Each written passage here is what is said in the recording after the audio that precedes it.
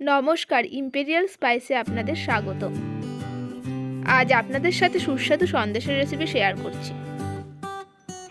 প্রথমে কড়াই গরম করে 50 গ্রাম ঘি ঢাললাম, 4টে এলাচ গুঁড়ো করে দিলাম, 25 গ্রাম কিশমিশ দিলাম। মিডিয়াম আঁচে হালকা নাড়াচাড়া করলাম। এরপর গ্রেট করা পেঁপে দিলাম।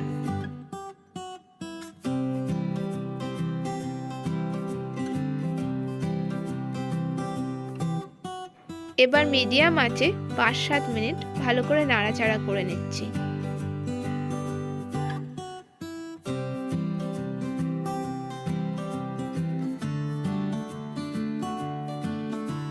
কালার চেঞ্জ হয়ে আসলে ঘন করে ফুটিয়ে নেওয়া 1.5 লিটার দুধ ঢেলে দিলাম। এর মধ্যে 250 গ্রাম চিনি দিয়ে ভালো করে নাড়াচাড়া করতে থাকলাম।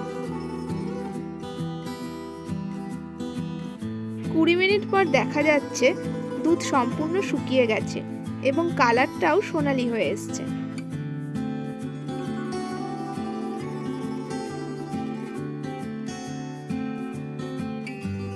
এরপর একটা পাত্রে ভালো করে ঘি মাখিয়ে নিলাম।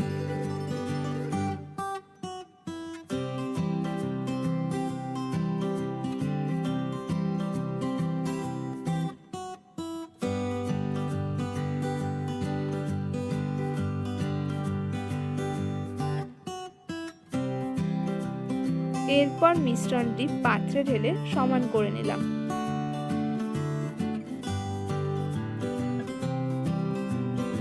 মিশ্রণটি ঠান্ডা হওয়ার পর কাজু গুঁড়ো ছড়িয়ে দিলাম।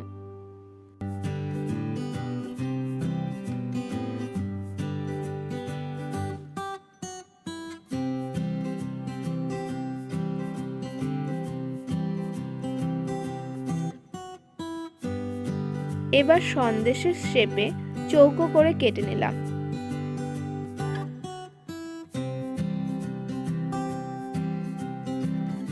ফাইনালি আমাদের পেঁপের সন্দেশ সার্ভ করার জন্য রেডি।